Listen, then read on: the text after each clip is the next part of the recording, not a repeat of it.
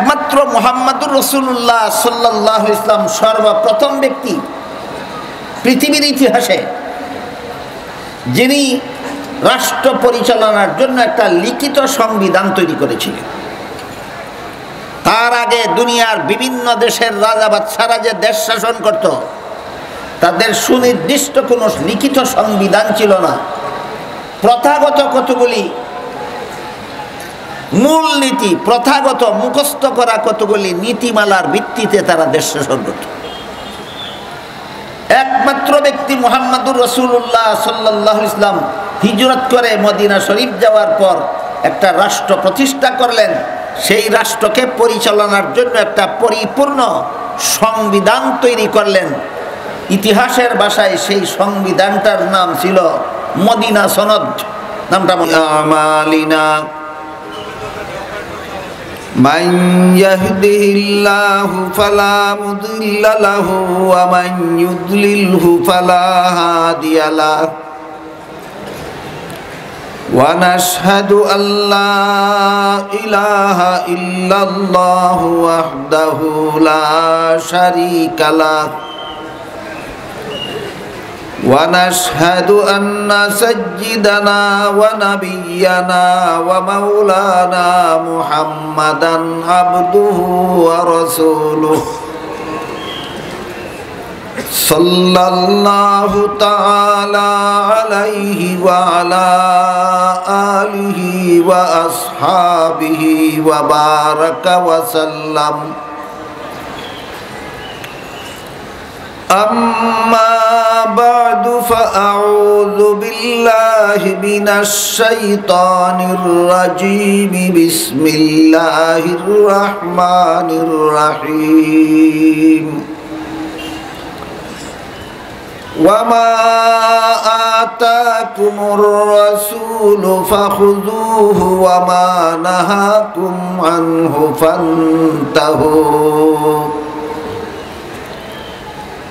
وقال رسول الله صلى الله عليه وسلم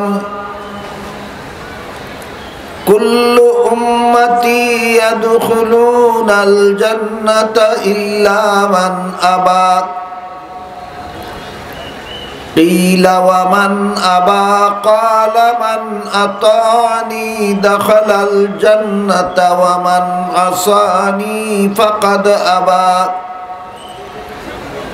أو كما قال عليه الصلاة والسلام। শ্রদ্ধেয় সভাপতি হযরত উলামায়ে কেরাম, সম্মানিত সুধী সমাজ, দূর দূরান্ত থেকে আগত সর্বস্তরের মুসলমান ভাইয়েরা আমার ও পর্দার আড়ালে বসা আমার মা ও বোনেরা, আমি আশা করি আপনারা জানেন যে আজকের এই মুবারক মহা সমাবেশের আয়োজন সিরাতুন নবীর নামে করা হয়েছে। অতীতে আমি একাধিকবার আপনাদেরকে এই সিরাতুন নবী সম্মেলনে বলেছি, আমাদের মহানবী মুহাম্মদুর রাসূলুল্লাহ সাল্লাল্লাহু আলাইহি ওয়াসাল্লামের 63 বৎসরের জীবন ইতিহাসকে সিরাতুন নবী বলা হয়। এর একটা অংশ আছে উম্মতের জন্য অনুকরণীয়, অনুসরণীয়, আর একটা অংশ আছে উম্মতের জন্য অনুসরণীয় নয়, অনুকরণীয় নয়, বরং শুধুমাত্র রাসূলের বৈশিষ্ট্য। যেমন রাসূল করিম সাল্লাল্লাহু আলাইহি ওয়াসাল্লাম বিয়ে করেছেন, এটা উম্মতের জন্য অনুকরণীয়। তাই উম্মতের জন্য বিয়ে করা নবীর সুন্নত। 63 বছরের জীবন ইতিহাসে রাসূল যা কিছু করেছেন তার মধ্যে একটা কাজ এও করেছেন যে তিনি বিয়ে করেছেন। বুঝে থাকলে বলুন তো, নবীর এই কাজের অনুসরণ অনুকরণ উম্মতের জন্য সুন্নত কিনা? সুন্নত। কিন্তু নবী একত্রে তার ঘরে 9 জন স্ত্রী রেখেছেন, এটা উম্মতের জন্য অনুকরণীয় নয়। নবী বিয়ে করেছেন, এটা উম্মতের জন্য অনুকরণীয়। নবী 9 বিবি একত্রে ঘরে রেখেছেন, এটা উম্মতের জন্য অনুকরণীয় নয়, এটা নবীর বৈশিষ্ট্য। 9 বিবি রাখা উম্মতের জন্য অনুকরণীয় না নবীর বৈশিষ্ট্য? নবীর বৈশিষ্ট্য। এই দুইটা জিনিসকে পার্থক্য করে পরিষ্কারভাবে বুঝে নিলে সিরাতুন নবীর কোন অংশ আমাদের জন্য আদর্শ আর কোন অংশ আদর্শ নয় তা বোঝা সহজ হয়ে যায়। এর একটা মূলনীতি আছে। মূলনীতি হলো রাসূল করিম সাল্লাল্লাহু আলাইহি ওয়াসাল্লামের কাছে ওহী নাজিল শুরু হওয়ার পর থেকে ইন্তেকালের পূর্ব পর্যন্ত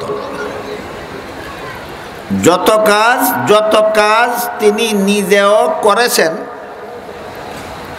উম্মতকেও করতে বলেছেন অথবা উৎসাহ প্রদান করেছেন। ওহী নাজিল শুরু হওয়ার পরবর্তী জিন্দেগিতে, সেই জিন্দেগিটা হলো 23 বছরের। সিরাতুন নবীর আলোচনায় অতীতে আমি আপনাদের বিস্তারিতভাবে বলেছি যে নবীর কাছে ওহী নাজিল শুরু হওয়ার পূর্ববর্তী জীবন ইতিহাস হলো 40 বছরের, আর ওহী নাজিল শুরু হওয়ার পরবর্তী জিন্দেগি হইল 23 বছরের।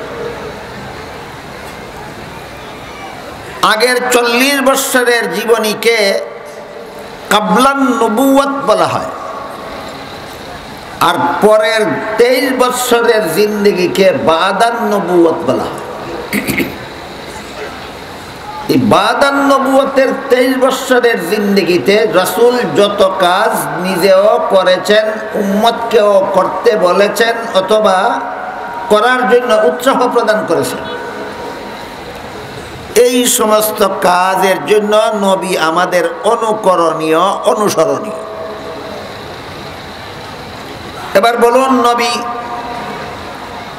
এই শেষ 23 বছরের জীবন ইতিহাসের ভিতরেই একত্রে 9 বিবি ঘরে রেখেছেন, আমাদেরকেও রাখতে বলেছেন না রাখার উৎসাহ দিয়েছেন? না কোনোটাই না। তাহলে এই ব্যাপারে এই কাজের জন্য নবী আমাদের অনুসরণীয় নন, অনুকরণীয়। যে কাজ বাদান নবুয়তের 23 বছরের জিন্দেগিতে করেছেন কিন্তু আমাদেরকে করতে বলেননি, উৎসাহ প্রদান করেননি, সেই সব কাজ নবীর, সেই সব কাজ উম্মতের জন্য অনুসরণীয় নয়, অনুকরণীয় নয়। বাদান নবুয়তের 23 বছরে নবী যত কাজ নিজেও করেছেন, উম্মতকেও হয়তো করতে বলেছেন আর না হয় উৎসাহ প্রদান করেছেন, এই সমস্ত কাজের জন্য নবী মোদের অনুকরণীয়। এ ব্যাপারে কোরআনে আল্লাহ বলেন, ওয়ামা আতাকুমুর রাসূলু ফাখুযুহু ওয়ামা নাহাকুম আনহু ফান্তাহু। রাসূল যা তোমাদের করতে বলেন তা করো, যার থেকে বারণ রাখেন তার থেকে বিরত থাকো। নবী নিজে শুধু করলেই আমার করতে হবে না, আমাকেও করার আদেশ করেছেন কিনা দেখতে হবে, অথবা আমাকেও করার উৎসাহ দিয়েছেন কিনা তা দেখতে হবে। এই মূলনীতির আলোকে, এই আদর্শ মতো মুহাম্মদুর রাসূলুল্লাহ সাল্লাল্লাহু আলাইহি ওয়াসাল্লাম গোটা উম্মতের জন্য অনুসরণীয়, অনুকরণীয় আদর্শ। এ ব্যাপারেই অন্য আয়াতে আল্লাহ বলেন, লাকাদ কানা লাকুম ফি রাসূলিল্লাহি উসওয়াতুন হাসানাহ। অবশ্যই আল্লাহর রাসূলের মধ্যে রয়েছে তোমাদের জন্য আদর্শ। যার কথা অনুসরণ করা যাবে না, যার কাজের অনুকরণ করা যাবে না, তিনি কি আদর্শ? না, যার কথার অনুসরণ, যার কাজের অনুকরণ করা যাবে তিনি আদর্শ। যার কথার অনুসরণ করতে হবে, যার কাজের অনুকরণ করতে হবে, তিনি আদর্শ। কিন্তু নবীর কথার অনুসরণ যে আমরা করব, নবীর কাজের অনুকরণ যে আমরা করব, ঢালাও ভাবে না মূলনীতি আছে। এই মূলনীতিটা হলো 23 বছরের জিন্দেগিতে নবী নিজেও করেছেন, হয়তো আমাদেরও করতে বলেছেন, আর না হয় উৎসাহ প্রদান করেছেন। এই মূলনীতির ভিত্তিতে নবীর 23 বছরের জিন্দেগি, জীবন ইতিহাস আমাদের আদর্শ। আর এই বিষয়টা বোঝার জন্যই সিরাতুন নবী সম্মেলনের দরকার। এই বিষয়টা পরিষ্কারভাবে অনুধাবন করার জন্যই সিরাতুন নবীর আলোচনা শোনা দরকার, আলোচনা করা দরকার, আলোচনা বোঝা দরকার, যেন আমরা এই জীবন ইতিহাস থেকে বেছে নিতে পারি নবীর জীবনের কোন কোন কথা আমার অনুসরণ করতে হবে, নবীর জীবনের কোন কোন কাজ আমাকে অনুকরণ করতে হবে। এই 23 বছরের জিন্দেগিতে মহানবী মুহাম্মদুর রাসূলুল্লাহ সাল্লাল্লাহু আলাইহি ওয়াসাল্লাম মানব জীবনের এমন কোন স্তর বাকি রাখেননি যে স্তরের জন্য কোনো আদর্শ রেখে যাননি। মানব জীবনের সর্বস্তরের জন্য 23 বছরের জিন্দেগিতে আমাদের নবী আমাদের জন্য আদর্শ রেখে গেছেন, অনুসরণীয় অনুকরণীয় আদর্শ রেখে গেছেন। আমাদের বর্তমান বাংলাদেশে একটা প্রয়োজনীয়তা বিশেষভাবে উপলব্ধি করা যাচ্ছে এবং অনেক বুদ্ধিজীবী চিন্তাবিদদের মুখেও শোনা যাচ্ছে, সেটা হলো আমাদের একটা জাতীয় ঐক্যের দরকার। আমাদের একটা জাতীয় ঐক্যের দরকার, দেশের হেফাজতের জন্য, দেশ রক্ষার জন্য, ঈমান রক্ষার জন্য একটা শক্তিশালী ঐক্যের দরকার। আপনারা কি এই দরকারটা মনে করেন? দেশ রক্ষার জন্য, ঈমান রক্ষার জন্য বর্তমানে, বিশেষত বর্তমান অবস্থার প্রেক্ষিতে আমাদের জন্য শক্তিশালী কোনো ঐক্যের দরকার, এটা সবাই উপলব্ধি করতেছে। এই ব্যাপারে কি আমাদের নবীর রেখে যাওয়া কোনো আদর্শ নাই? অবশ্যই আছে। এজন্য আজকে আমি সিরাতুন নবীর আলোকে দেশ রক্ষার জন্য ঐক্যের আদর্শ কি হবে আর ঈমান রক্ষার জন্য ঐক্যের আদর্শ কি হবে, এই দুটি কথা আপনাদের সামনে তুলে ধরতে চাই। মনে রাখতে হবে, দেশ রক্ষার জন্য ঐক্যের রূপরেখা আর ঈমান রক্ষার জন্য ঐক্যের রূপরেখা একরকম নয়। দেশ রক্ষার জন্য ঐক্যের রূপরেখা নবীর আদর্শ মতো ভিন্ন রকম, ঈমান রক্ষার জন্য ঐক্যের রূপরেখা নবীর আদর্শ মতো ভিন্ন রকম।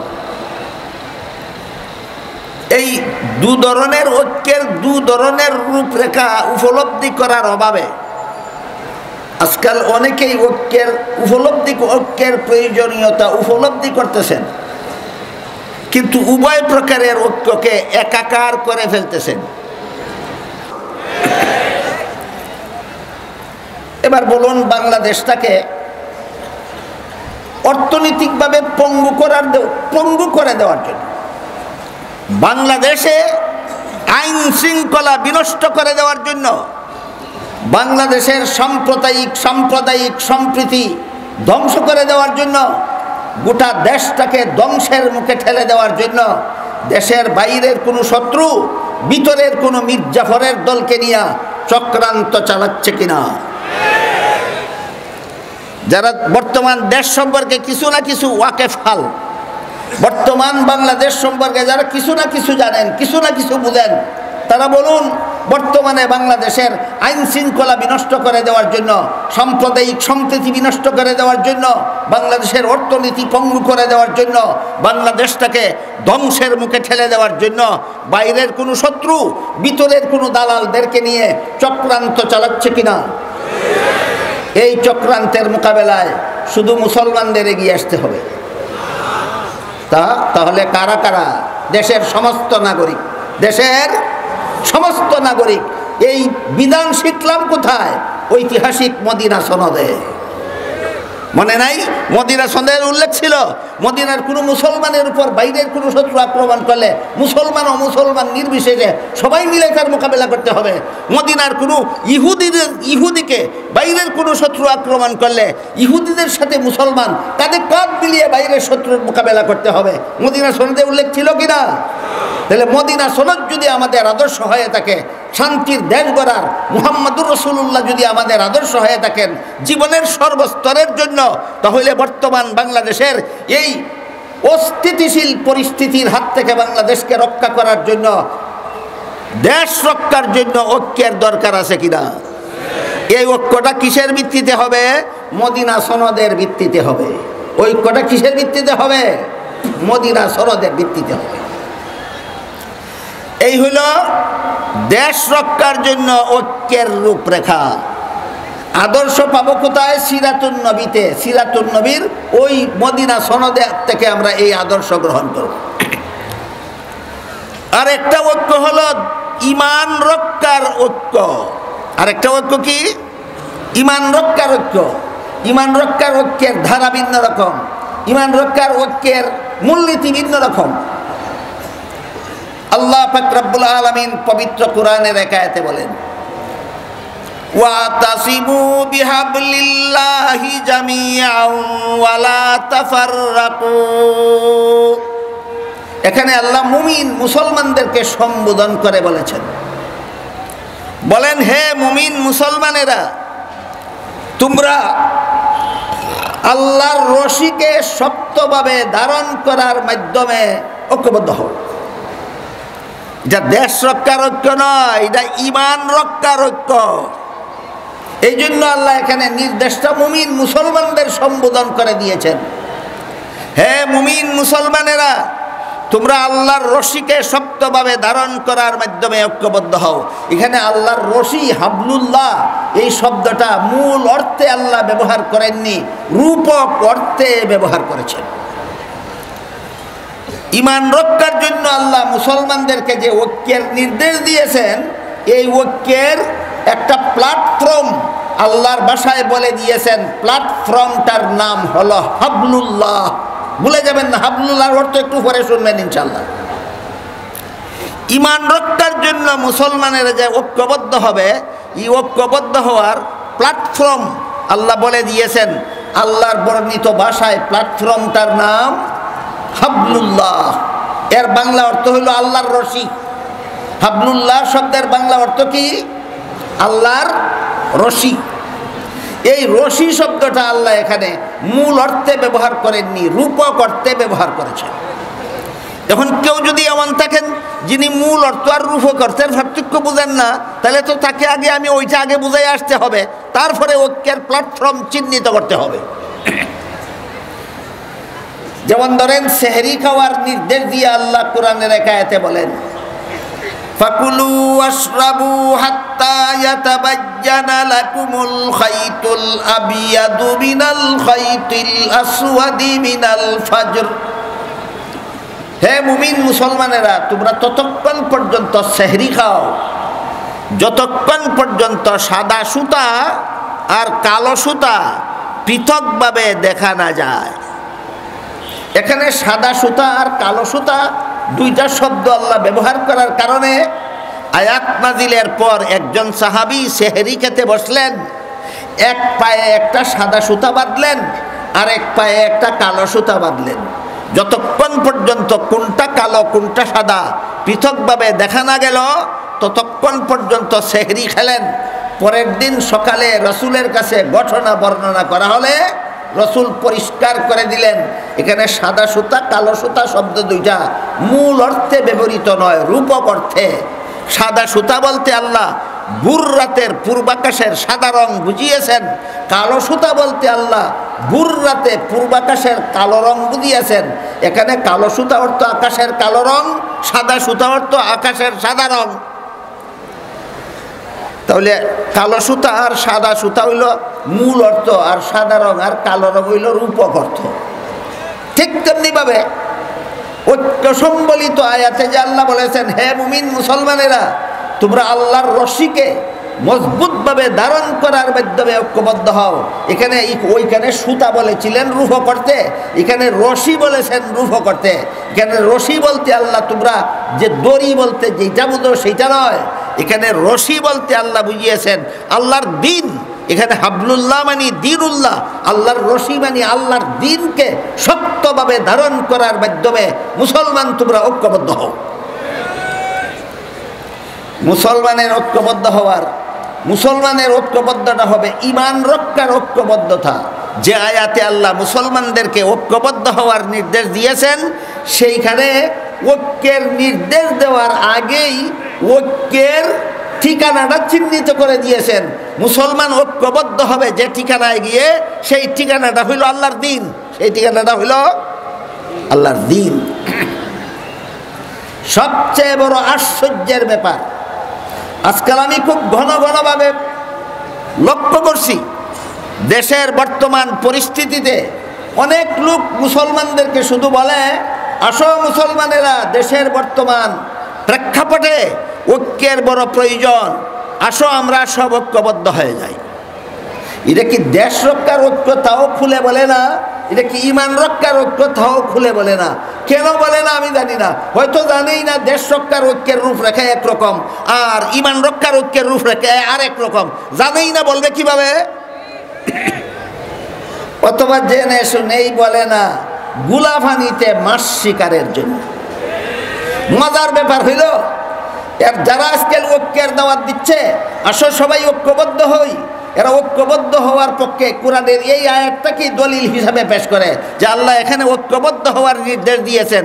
কিন্তু আপনাদের লক্ষ্য করার ব্যাপার হলো, আল্লাহ ঐক্যের দাওয়াত আগে দেননি, আগে ঐক্যের প্ল্যাটফর্ম চিহ্নিত করে দিয়েছেন। অমুক প্ল্যাটফর্মে এসে তোমরা ঐক্যবদ্ধ হও। প্ল্যাটফর্মটার নাম হলো আল্লাহর দিন। হে মুমিন মুসলমানেরা, আল্লাহর দিন পালনের মাধ্যমে তোমরা ঐক্যবদ্ধ হও। বলেন ঐক্যবদ্ধ হও আগে বলেছেন না আল্লাহর দিন পালনের কথা আগে বলেছেন? আল্লাহর দিন পালনের মাধ্যমে ঐক্যবদ্ধ হও। যারা ঐক্যের দাওয়াত দেয় এরা ঐক্যের প্ল্যাটফর্ম বলে না, আল্লাহ কোরআনে প্ল্যাটফর্ম আগে বলে দিয়েছেন। ঐক্যের ঠিকানাটা কি হবে বলে না, আল্লাহর ঠিকানা আগে বলে দিয়েছেন। তোমাদের ঐক্যের ঠিকানা হইল দিন পালন করা। এখানে সব মুসলমান এসে ঐক্যবদ্ধ হও, আল্লাহর দিন পালনের মাধ্যমে সমস্ত মুসলমান ঐক্যবদ্ধ হও। এখান থেকে আমরা মনে রাখি, আল্লাহ কোরআনের যে আয়াতে মুসলমানদের ঐক্যবদ্ধ হওয়ার নির্দেশ দিয়েছেন, সেই আয়াতে ঐক্যের নির্দেশ দেওয়ার আগেই ঐক্যের ঠিকানা চিহ্নিত করে দিয়েছেন। ঠিকানাটার নাম হইল আল্লাহর দিন। ঠিকানাটার নাম আল্লাহর দিন। এখন বোঝার দরকার, আল্লাহর দিন বলতে আমি কি বলি? আল্লাহর দিন কথাটা তো, দিন শব্দটা তো আল্লাহ কোরআনের বিভিন্ন আয়াতে বিভিন্ন অর্থে ব্যবহার করেছেন। দিন শব্দকে আল্লাহ কোরআনের সবগুলি আয়াতে একই অর্থে ব্যবহার করেননি, বিভিন্ন আয়াতে বিভিন্ন অর্থে ব্যবহার করেছেন। যেমন ধরুন সূরাতুল ফাতিহার 3 নম্বর আয়াতে আল্লাহ বলেছেন মালিকি ইয়াউমিদ্দিন। এখানে দিন শব্দকে কর্মফল অর্থে ব্যবহার করেছেন। যেহেতু কিয়ামতের দিন সারা দুনিয়ার সমস্ত মানুষের কর্মফল দেওয়া হবে, এই জন্য কিয়ামতের দিনকে আল্লাহ এখানে কর্মফল দেওয়ার দিন বলেছেন। সুতরাং মালিকি ইয়াউমিদ্দিন আয়াতে দিন শব্দকে আল্লাহ কর্মফল অর্থে ব্যবহার করেছেন। কিন্তু সূরাতুল বাকারার 256 নম্বর আয়াতে আল্লাহ বলেছেন লা ইকরাহা ফিদ্দিন। একটু আগে আমি বলেছি, এখানে দিন শব্দের অর্থ কর্মফল নয়, এখানে দিন শব্দকে আল্লাহ ধর্ম অর্থে ব্যবহার করেছেন। লা ইকরাহা ফিদ্দিনের অর্থ হলো তোমার ধর্মের বেলায় বল প্রয়োগ চলবে না, সমস্ত ধর্মাবলম্বীরাই আপন আপন ধর্ম পালনের স্বাধীন।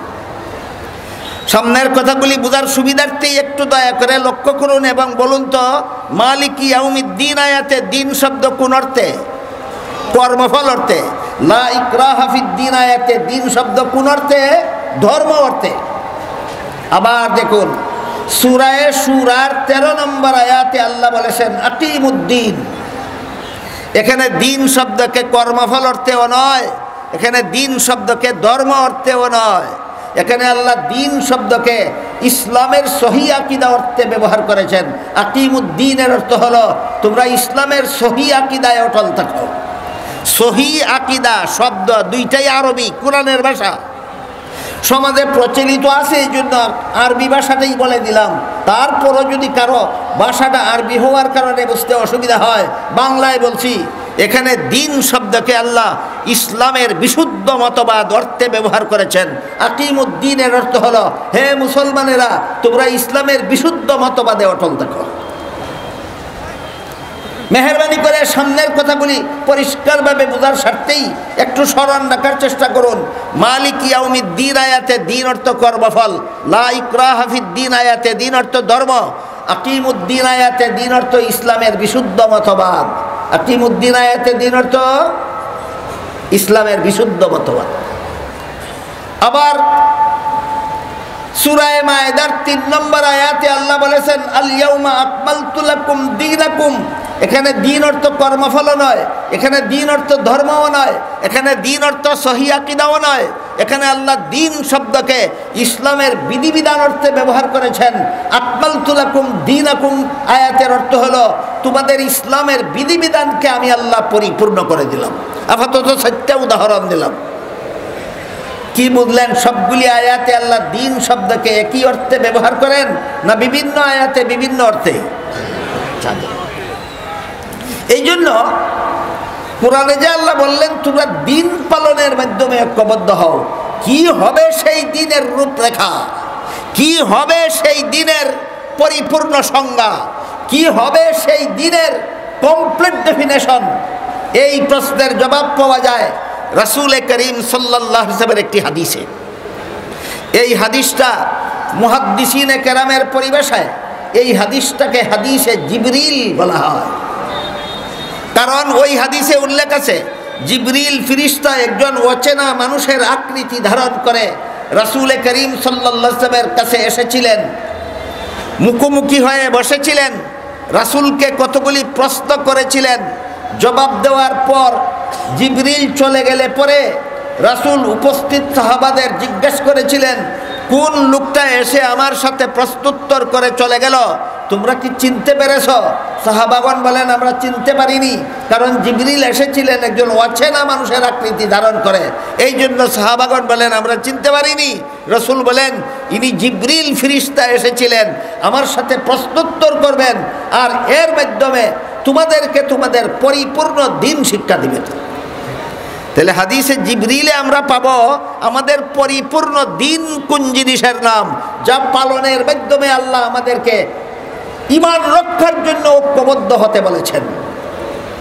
আমার কথাগুলি বুঝে থাকলে বলুন, দেশ রক্ষার ঐক্যের রূপরেখা আর ঈমান রক্ষার ঐক্যের রূপরেখা সেম সেম না ডিফারেন্স আছে? ডিফারেন্স আছে। দেশ রক্ষার ঐক্যের রূপরেখা আছে ঐতিহাসিক মদিনা সনদে, ঈমান রক্ষার ঐক্যের রূপরেখা আছে হাদিসে জিবরিলে। ঈমান রক্ষার ঐক্যের রূপরেখা কোথায় আছে? হাদিসে জিবরিলে। রাসূল বলেন, জিবরিল এসেছিলেন, আমাকে প্রশ্ন করবেন, আমি জবাব দেব, এর মাধ্যমে তোমরা তোমাদের পরিপূর্ণ দিন শিখে নিবে। তাই জিবরিল দিন শিখার মতো 3টা প্রশ্ন আছে এখানে, দিন শিখার মতো। এই 3টা প্রশ্ন এবং জবাবগুলি আমরা আগে একটু বুঝে নিই। এর আগে আমার জন্য একটু সুবিধা হয়, আপনারা কত মিনিট ধৈর্যের সাথে বসে শুনবেন, আর কর্তৃপক্ষের অনুষ্ঠান সূচিতে আমার আর কত মিনিট আছে, এই 2 কথাটা জানাইলে আমি আলোচনাটা সেই অনুপাতে করতে সুবিধা হবে। আপনারা আর কত মিনিট ধৈর্যের সাথে শোনার জন্য বসতে রাজি আছেন? কমপক্ষে আধা ঘন্টা আপাতত। হ্যাঁ, আধা ঘন্টার জন্য আপাতত আধা ঘন্টার জন্য মানসিকভাবে প্রস্তুতি নিয়ে বসুন। এবার আমরা একটা একটা করে জিবরিলের প্রশ্নগুলি, যে প্রশ্নের জবাবে আমাদের পরিপূর্ণ দিন শিক্ষা দেওয়া হয়েছে, সেই প্রশ্নগুলি জবাব সহ আমরা একটু শোনার বোঝার চেষ্টা করি। এই 3 প্রশ্নের মধ্যে জিবরিল রাসূলকে একটা প্রশ্ন এই করেছিলেন, মাল ঈমান। এর অর্থ হলো ঈমান কাকে বলে? মাল ঈমান অর্থ ঈমান কাকে বলে? জবাবে রাসূল বলে দিলেন, 6টা কথা বিশ্বাস করার নাম ঈমান। জবাবে কি বলে দিলেন রাসূল? কত কথা বিশ্বাস করার নাম ঈমান? 6 কথা। 1 নম্বরে আমি আল্লাহ বিশ্বাস করি, 2 নম্বরে আমি ফিরিস্তাতে বিশ্বাসী। 3 নম্বরে আমি আসমানি কিতাব তথা কোরআনে বিশ্বাসী। 4 নম্বরে আমি আল্লাহর প্রেরিত নবী রাসূলগণে বিশ্বাসী। 5 নম্বরে আমি আল্লাহর নির্ধারিত ভাগ্য তালিকাতে বিশ্বাসী।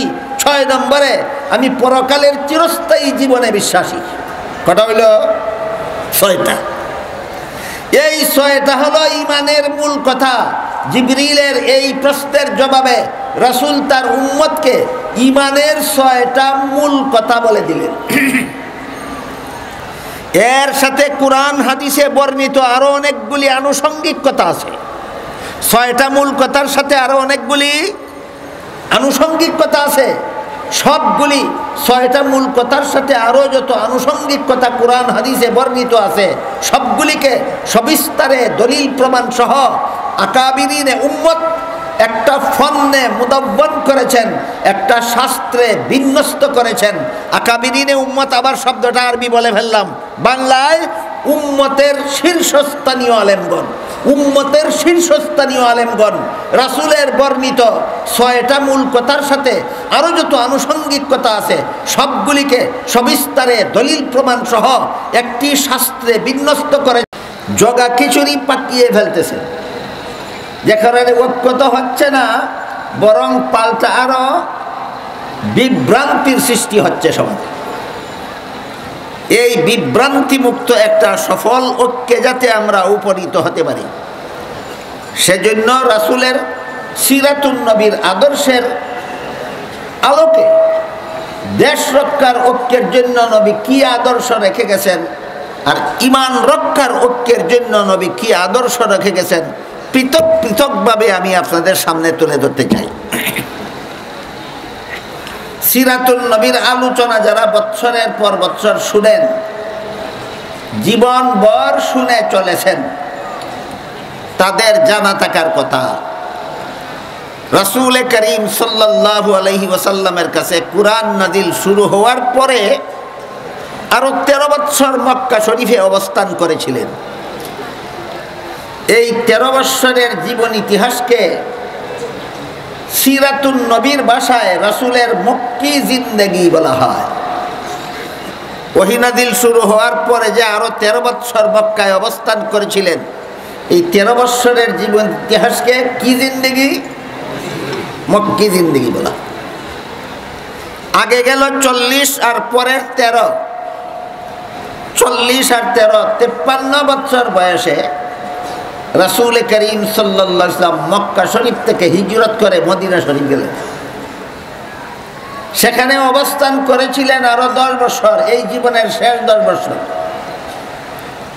সুতরাং মদিনা শরীফ হিজরত করে মদিনা শরীফ চলে যাওয়ার পর আরো যে 10টি বছর সেখানে অবস্থান করেছিলেন, সেই 10 বছরের অবস্থানকালীন জীবন ইতিহাসকে সিরাতুন নবীর ভাষায় মাদানী জিন্দেগি বলা হয়।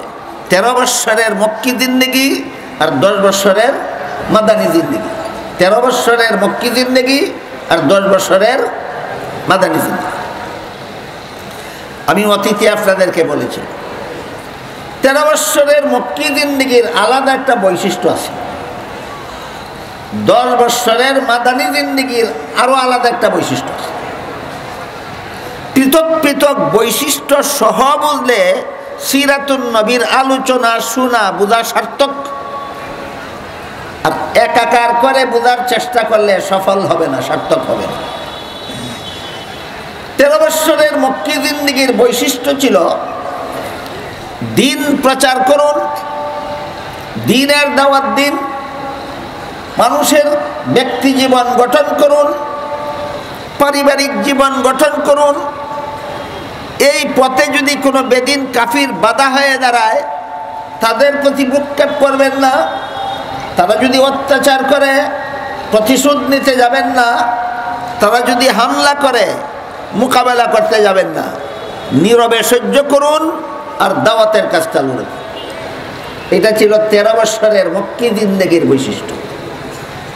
এই সুযোগে মক্কার সন্ত্রাসীরা দীর্ঘ 13টি বৎসর পর্যন্ত নবীকে এবং নবীর অনুসারী নিরীহ মুসলমানদেরকে অবর্ণনীয় জুলুম অত্যাচার করেছে।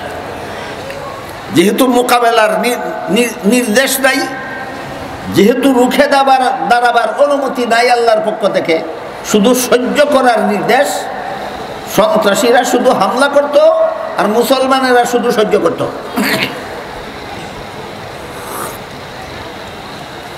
এমত অবস্থায় যখন 13টি বৎসর চলে গেল, আল্লাহ পাক রব্বুল আলামিন হুকুম দিলেন মক্কা শরীফ ছেড়ে, জন্মস্থান ছেড়ে দেশান্তর হয়ে মদিনা শরীফ চলে যান। এটাকেই ইসলামের পরিভাষায়, সিরাতুন নবীর ভাষায় হিজরত বলা হয়। আপনি মক্কা শরীফ থেকে হিজরত করে সঙ্গী সাথী অনুসারী মুসলমানদেরকে নিয়ে মদিনা শরীফ চলে যান।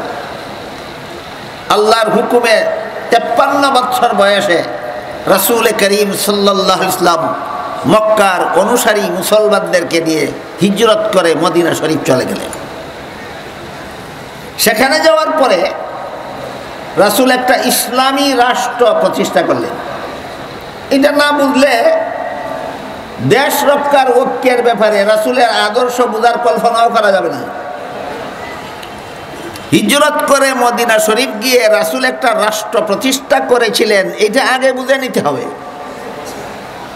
এটা না বুঝলে কিয়ামত পর্যন্ত মুসলমানদের কোনো দেশ রক্ষার ঐক্য কোন ম্যানিফেস্টোতে হবে, কোন রূপরেখা মতে হবে, সেটা বোঝার কল্পনাও করা যাবে না। তাই আগে বুঝে নিতে হবে হিজরতের পর 10 বছরের মাদানী জিন্দেগিতে আল্লাহর রাসূল একটা রাষ্ট্র প্রতিষ্ঠা করেছিলেন। সেই রাষ্ট্রের সংবিধানটা আগে বুঝে নিতে হবে। আমার কথা বুঝে থাকলে বলুন, রাসূল একটা রাষ্ট্র প্রতিষ্ঠা করেছিলেন মক্কি জিন্দেগিতে না মদনী জিন্দেগিতে?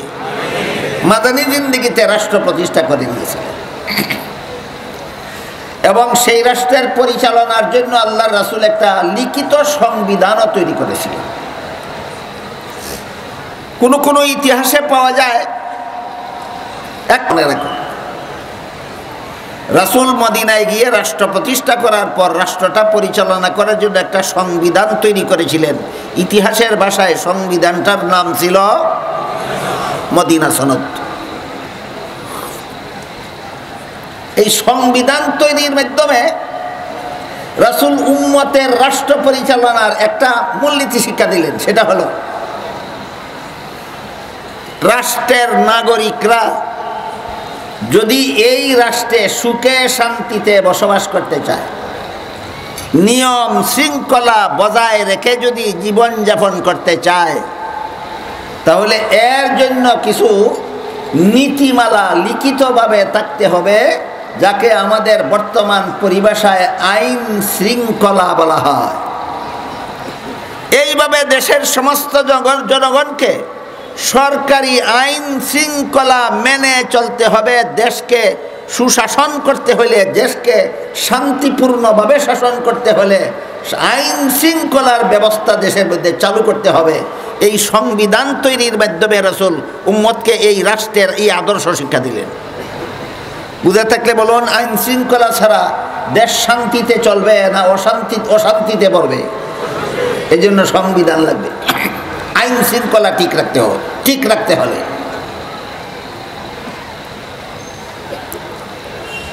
সংবিধানের একটা ধারা ছিল,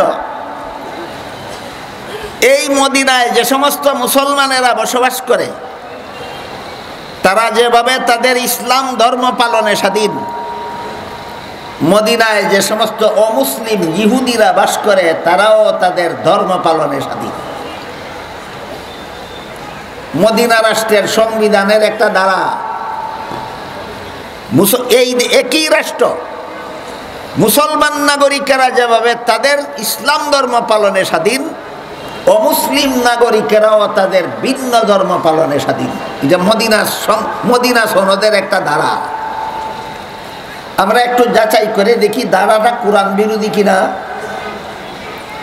আল্লাহ পাক রব্বুল আলামিন এ মর্মে কোরআনের এক আয়াতে বলেন, লা ইকরাহা ফিদ্দীন,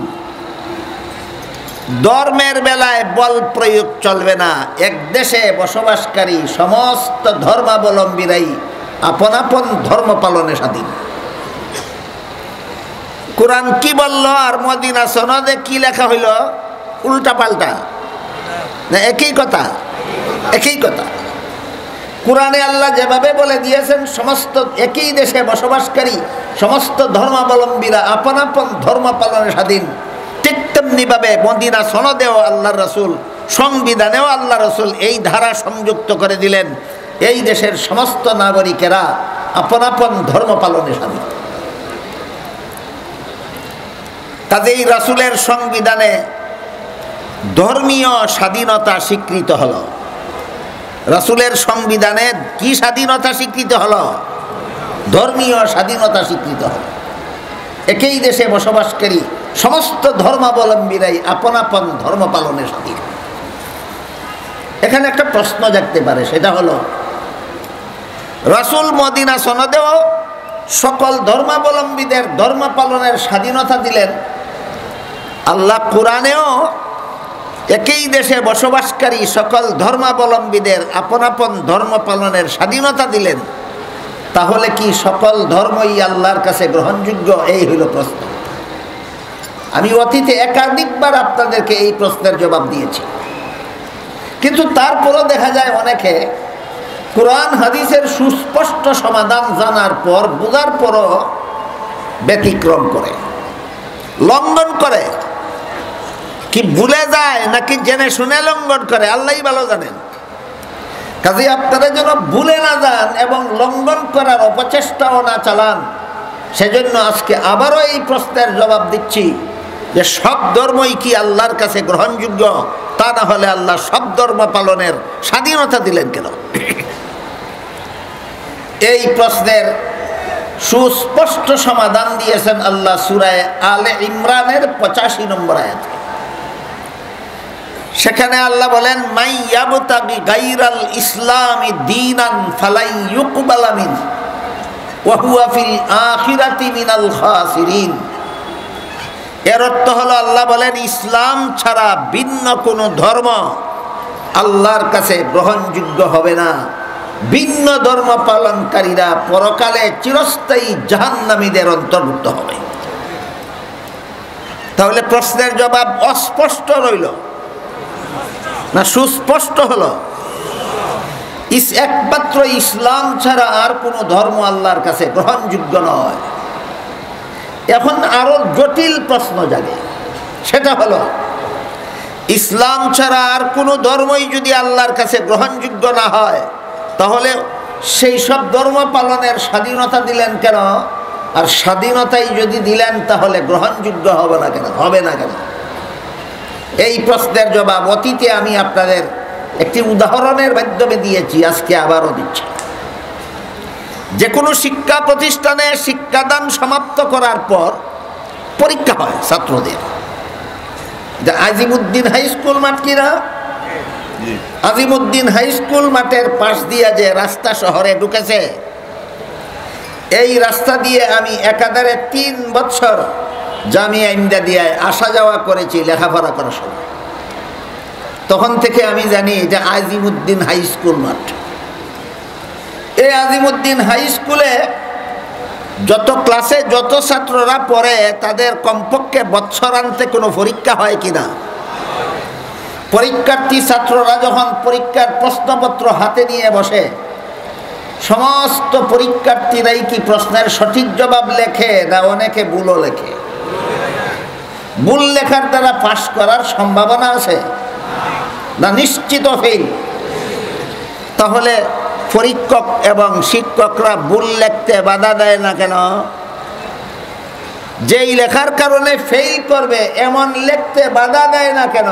আর বাধাই যদি দিল না তাহলে ফেল করবে কেন? এই প্রশ্নের যেই জবাব, ইসলাম ছাড়া অন্য ধর্ম পালনকারী যদি জাহান্নামেই যাবে, তাইলে আমরা তাদেরকে বাধা দেব না কেন? আর বাধাই যদি দেব না তাহলে গ্রহণযোগ্য হবে না কেন? এই প্রশ্নেরও সেই জবাব। উভয় প্রশ্নের কি জব? জবটা হইল নিয়ম রক্ষার জন্য, গ্রহণযোগ্যতার কারণে নয়। পরীক্ষার্থী ছাত্র প্রশ্নের জবাব ভুল লিখলে বাধা দেওয়া যাবে না, গ্রহণযোগ্যতার কারণে নয়, নিয়ম রক্ষার জন্য। বাধা দিলে এটা পরীক্ষাই থাকে না। আপনারাই বলুন, পরীক্ষার্থী ছাত্র প্রশ্নের জবাব ভুল লেখলে যদি কেউ বাধা দেয়, এটা পরীক্ষা থাকে? এগুলো পরীক্ষাই থাকে না। সুতরাং এটা পরীক্ষার নিয়ম, বাধা দেওয়া যাবে না ভুল লেখলেও।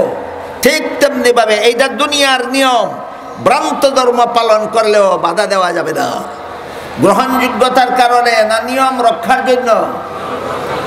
এই সুযোগে যদি কোনো পরীক্ষার্থী ছাত্র ইচ্ছা মতো প্রশ্নের জবাব ভুল লেখে, তাহলে যেভাবে তার কপালে গুড়ার ডিম ছাড়া আর কিছু নাই, ঠিক তেমনি ভাবে এই সুযোগে যদি দুনিয়াতে কেউ ইসলাম ছাড়া আর কোনো ধর্ম পালন করে, তার কপালে ও গুড়ার ডিম ছাড়া আর কিছু নাই।